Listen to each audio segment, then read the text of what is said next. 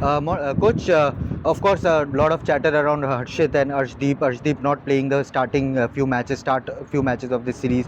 What being the highest wicket taker for India in this format? What do you tell him when he's not playing, and how's the communication with him in regards to when he's not in the 11? I think Arshdeep is experience. He understands that that there's also a bigger picture where we're trying different combinations, and now he knows he's a world-class bowler. He's taken the most wickets, for us in the power play, so we know how valuable he is to the team. But for us on the day, it's also on this tour, it's also just to have a look at other combinations, and he understands that. As a coach, how difficult it is to balance out, like series is also important, the wins, and at the same time there is only just one most important South Africa where you could experiment, see different position and combination. So as a team manager, how difficult it is to adjust both things, achieve these two goals together? Yeah, 100%. It is not easy. There'll always be disappointment in terms of players with selection, but that's something at times that as a player is uncontrollable. For us, from our side, we just keep on asking them to work hard and train hard and be ready for when they do get the opportunity.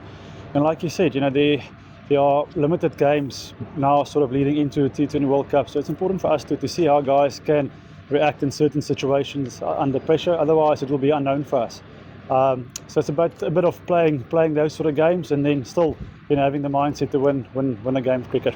So even if it's risking defeat, you are fine, because getting combination right ahead of the World Cup is far important. 100%. You need to have options available. I think every team, if you look across the world, are playing around with options.